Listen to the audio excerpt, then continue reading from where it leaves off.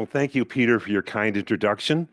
Thank you for having me present at this conference. Okay. When this conference slated me to speak last, I thought it somehow appropriate that I, who am a lifelong Chicago White Sox fan and a Chicago baseball enthusiast, would be finishing last. After all, finishing last seems to be what Chicago clubs do best. But today I'm going to talk about a club that didn't finish last, the 1870 Chicago White Stockings. In this presentation, I'm going to explore how Chicago was motivated to establish professional baseball in Chicago, how Cincinnati was in part responsible for Chicago having a professional baseball team, how they rated the Eastern clubs for talent, and how they won dubiously the 1870 championship of baseball. Well, just a little background. Chicago baseball has a fine and long tradition. The first club was established in 1856, and this is the Chicago Tribune report from the first match baseball game in Chicago in 1858. Against it was the Unions of Chicago against the Downers Grove Plowboys. Now, if you know where Downers Grove is, you're an expert on geography. Basically, it was a farm community west of Chicago at the time. I got to say that Chicago did very well in this game. They lost 71-11. And no, this team had no relation to the Chicago White Sox of today. Well, this is the Cincinnati Red Stockings of 1868, a very famous photo here. This is the team you all know. This is the first openly professional baseball club. And when I say openly professional, as we saw from Tom Gilbert's excellent talk and other presentations, players were being paid before then, but it was under the table. This is the first openly professional club. They, in fact, hired players away from other Eastern clubs and assembled the best possible 9. And they quickly proved that if you want to be at the top level of baseball, you had to be a professional team. Part-time amateur players simply couldn't compete with the professionals. And the Red Stockings proved that by winning 81 games in a row between 1869 and mid-1870. They defeated local amateur teams. They toured the company, usually by lopsided margins, too. Thus, 1870 becomes a transition year, in my opinion, in baseball, when the professional teams replace the amateur teams, not just in victories, but in media attention also.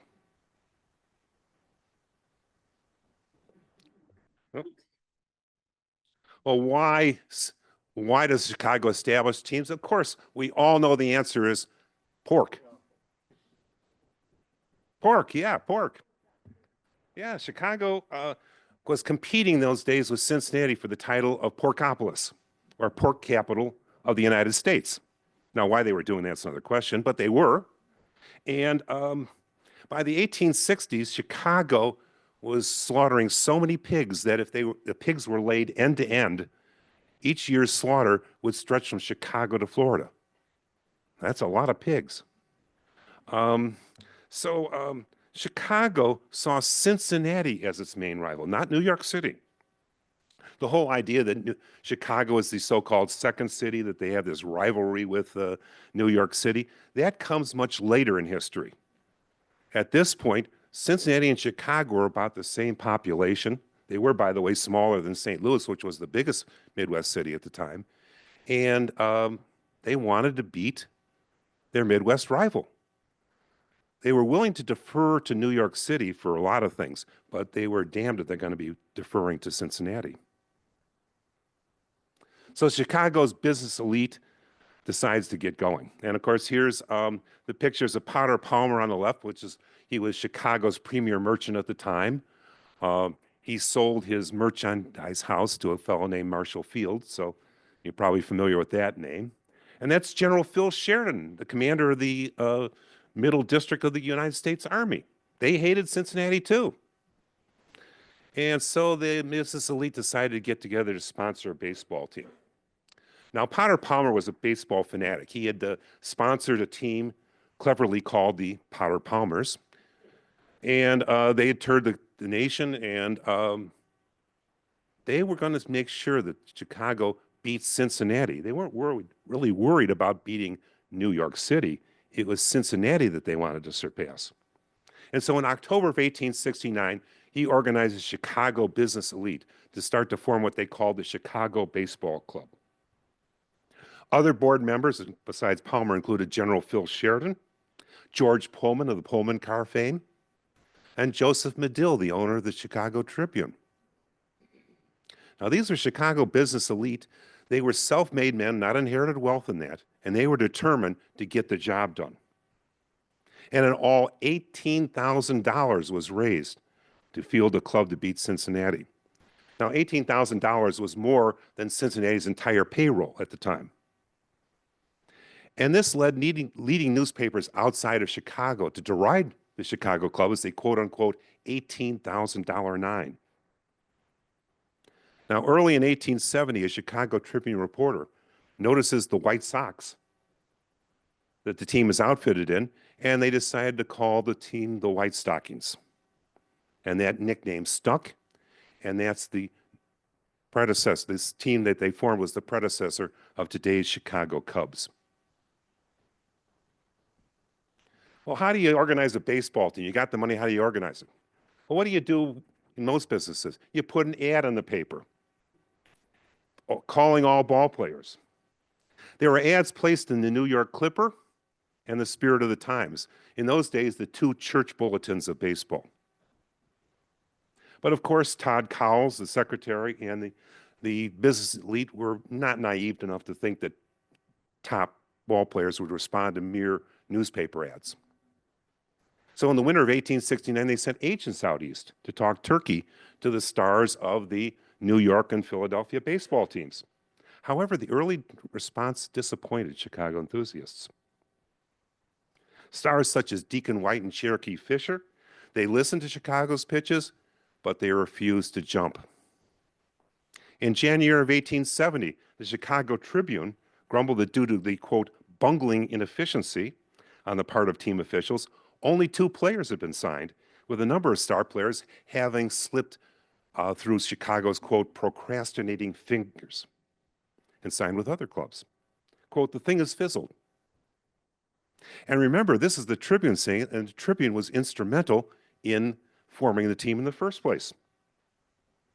The New York Clipper observed that the managers of the Chicago clubs were finding out that, quote, getting up a ball club on paper is one thing, and getting together 9 players and making them stick quite another.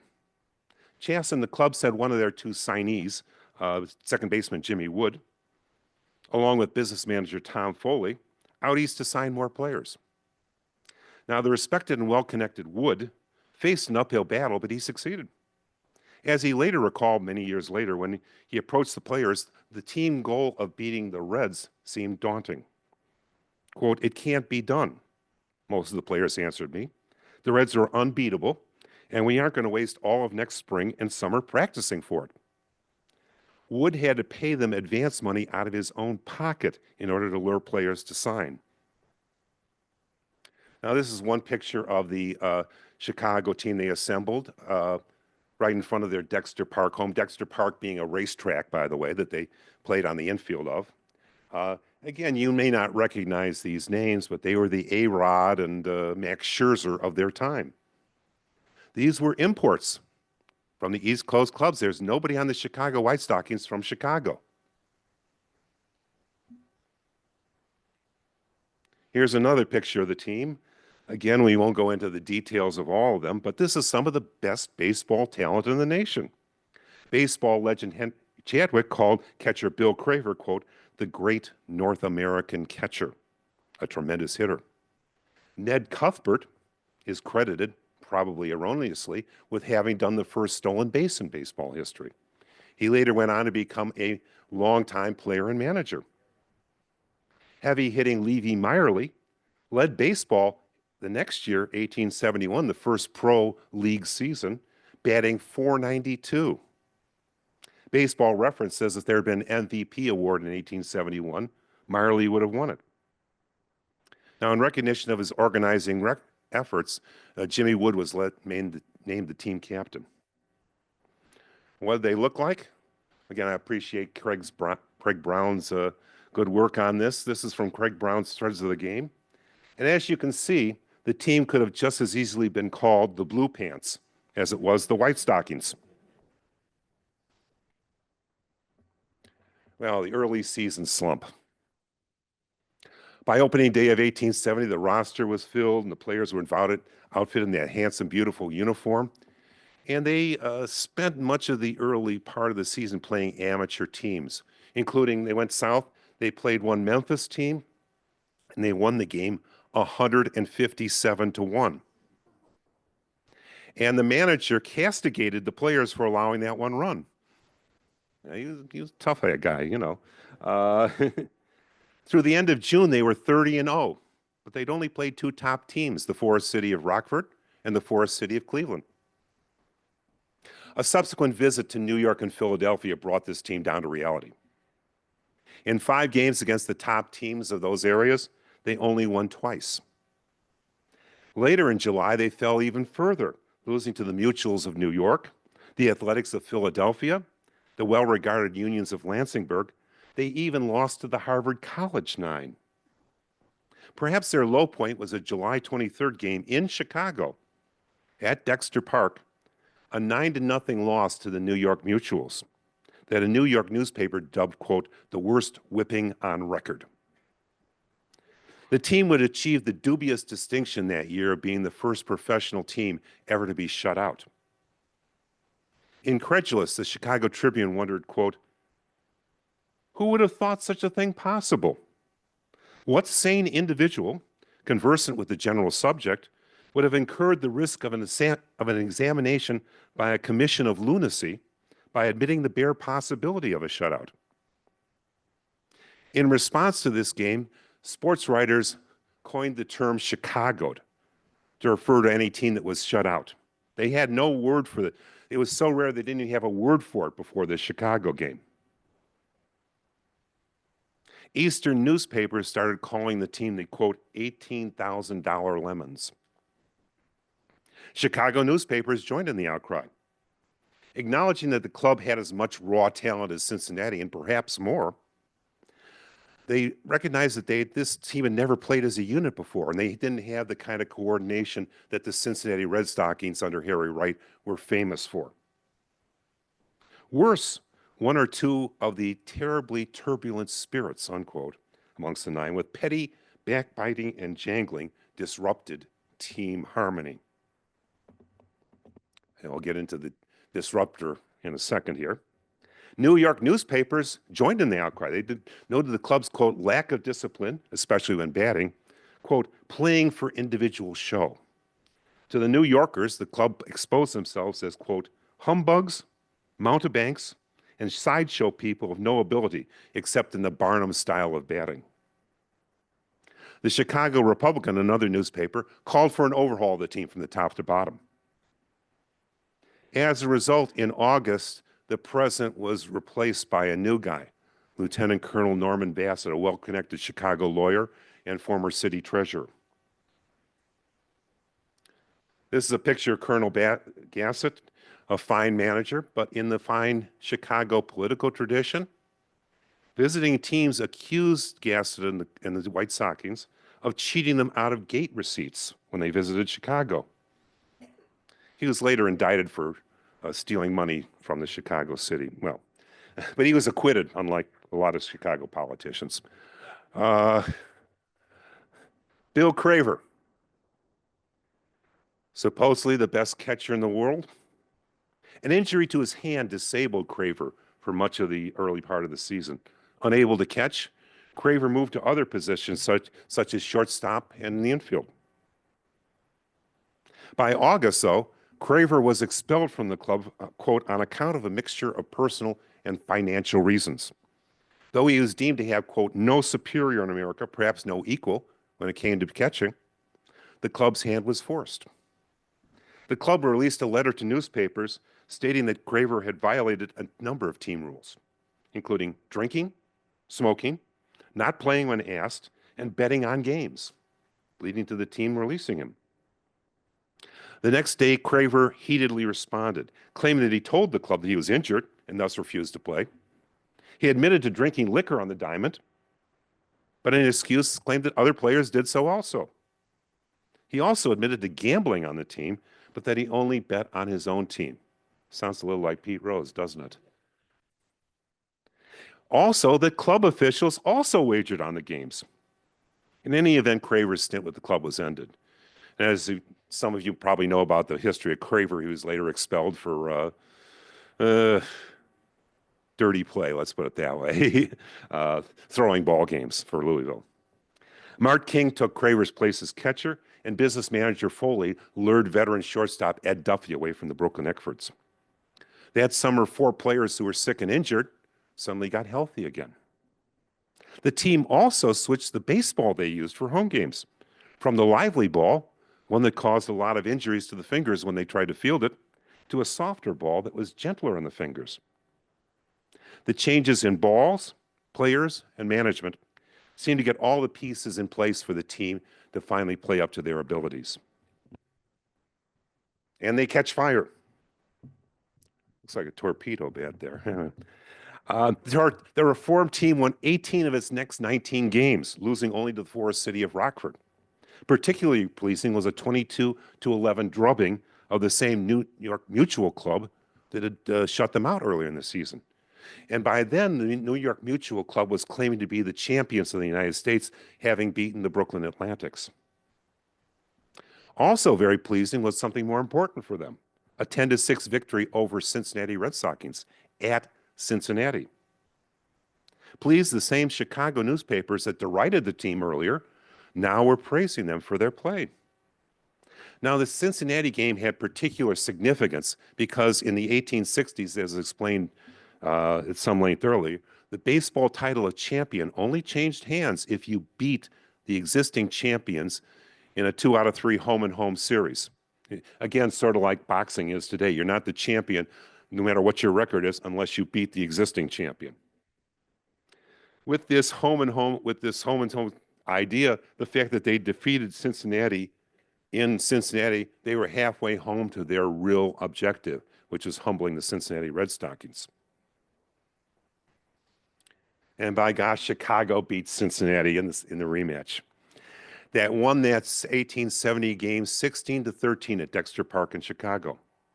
And incredible, for the time at least, 18,000 fans, including 500 ladies, watched the game. Now, they'd beaten Cincinnati earlier 10-6 in Cincinnati, but the Reds objected to it. They said the umpire was incompetent, which he was. He wasn't biased, but he was incompetent. And the fact that their star shortstop, George Wright, was out to an injury. But I love the Cincinnati Gazette's writing of the game.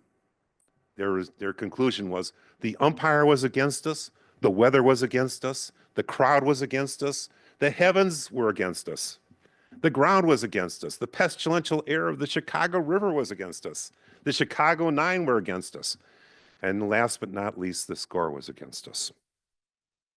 Well, they don't write like that anymore, do they? Well, by the end of October, Chicago's sights had gone up a little bit from just beating Cincinnati to winning the championship. And by the end of October, Chicago was in a position to win that championship, the pennant, quote unquote, when the New York Mutuals came to Chicago. The Mutuals had claimed the championship flag, claimed it, I might add, on September 22nd, when they defeated the Brooklyn Atlantics the second time that season. It was believed that if the White Stockings could beat the Mutuals in this game, then they could lay claim to the nation's pennant. However, the November 1st match between the two clubs ended in controversy. In the bottom of the 9th inning, Chicago was batting with the Mutuals leading 13-12. The Mutuals left the field in protest over what they considered to be biased umpiring. The Mutuals protested that the umpire, a Rockford player that they had agreed upon, by the way, named Tom Foley, no relation to the Foley of the White Stockings, was intimidated by the howls of the hometown crowd and refused to call strikes on Chicago batters no matter where the pitch was, thus awarding Chicago batters easy walks. Riney Walters, who's pictured there, the Mutual's hurler, threw a dozen pitches to Chicago's Bub McAtee, none of which McAtee swung at, and none were called strikes. At which point, Walters declared that he could stand it no longer and refused to pitch any longer. His teammates backed him up, and they soon walked off the field. Because of this, the umpire decided to revert the score to the end of the last inning. The last completed inning, Chicago led 7-5 after 8 innings, and he declared Chicago the winner of the game.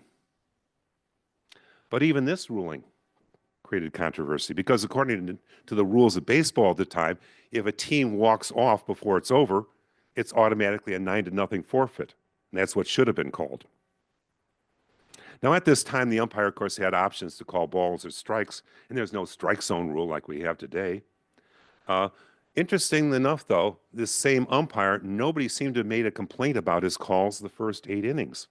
It was just in the 9th inning that the New York pitchers started to complain.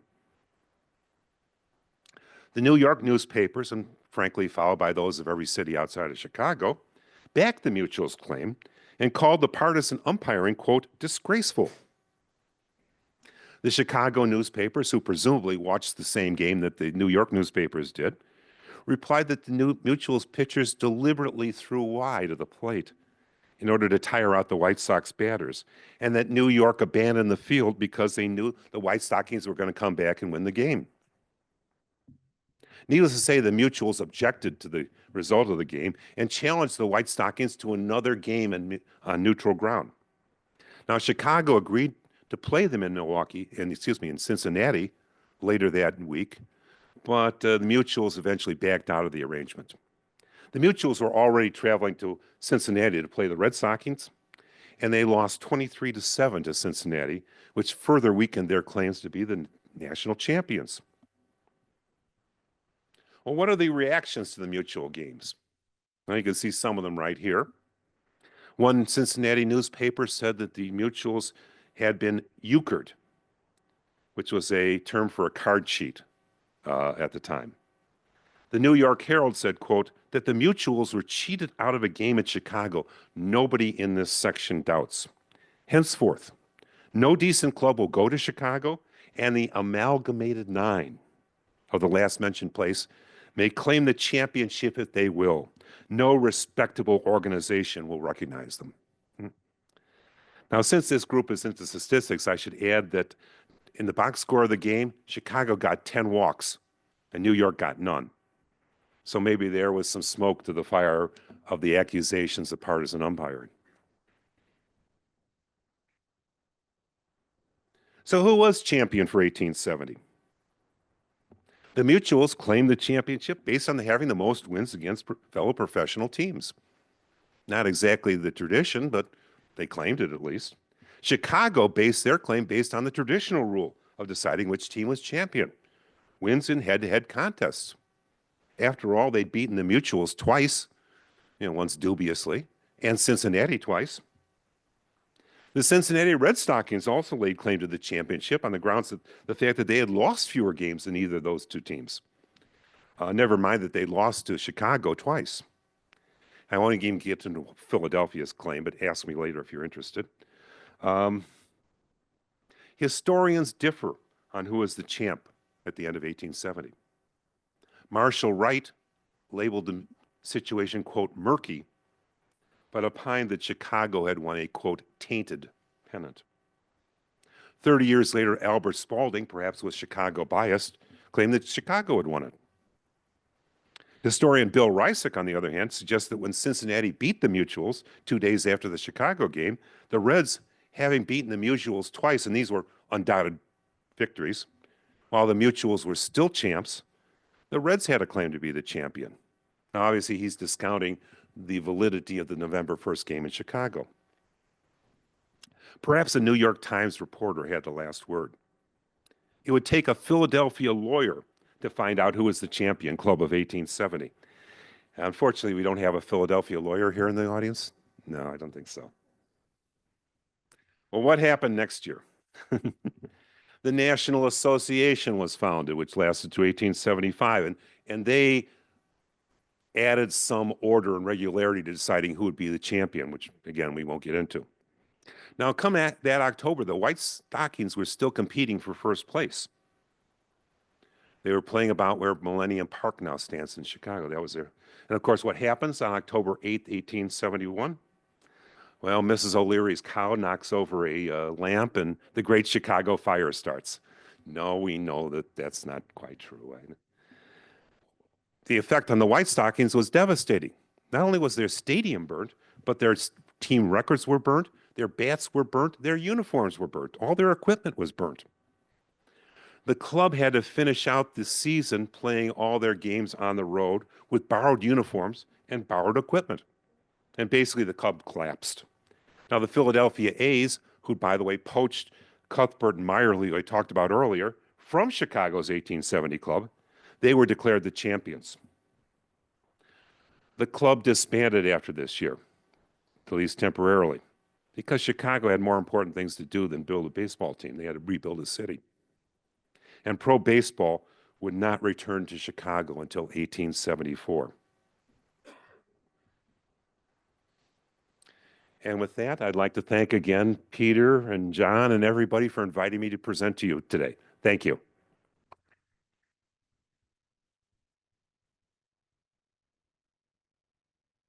I think we have time for a few questions here. Questions? Yes. The Mutuals placed their claim on beating the Atlantics because the Atlantics had only lost to Cincinnati once the previous year. Cincinnati never made a claim when Harry Wright was there, never made a claim to be champion by anybody else's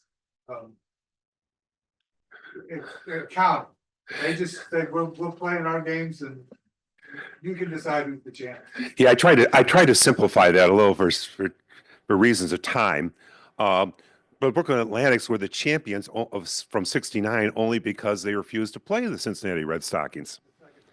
And in 1870, they lost to the Philadelphia Athletics twice, but the Athletics claimed that the second game, the loss, was a quote-unquote exhibition game, even though, of course, newspapers said it was an exhibition game beforehand. So they claimed, you know, we haven't lost to Philadelphia twice. The Mutuals came up with another excuse. After they beat the Atlantics the second time, they proposed to have a round-robin tournament of all the best teams to decide who was the champions. But it was a biased tournament. Basically, if any team lost once, they were out of the tournament, except if you're the New York Mutuals, of course.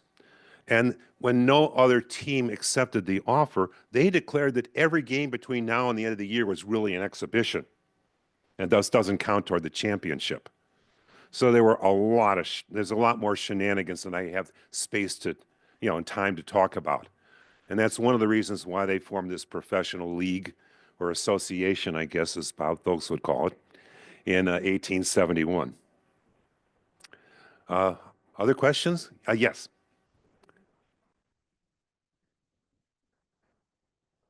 No professional team. The same people who organized, you know, the backers of the 1871 club still existed. The corporate, you know, existence was still there. They just didn't try and field a baseball team for those 2 years.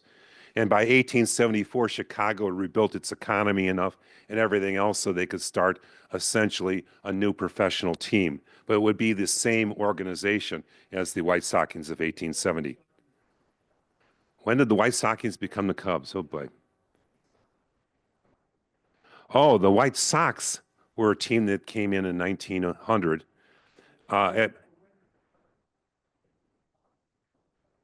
Okay, the White Stockings were the nickname of the team through the 1880s and 90s. Then Cap Anson left, and they called them the Chicago Orphans because their father figure had left. Then they were called the Spuds, the Microbes, yeah, the Colts, and then the Cubby Bears. And when the Cubby Bears got a little older, they decided to call them the Chicago Cubs. And that's be about 1902. So they had like 7 different nicknames between what we're talking about and when they became the Cubs. The Spuds because they had an Irish owner. The Microbes because they were too short. I mean, crazy stuff. Other questions, comments, concerns? Hi. Oh, Thank you again. okay. Thank you.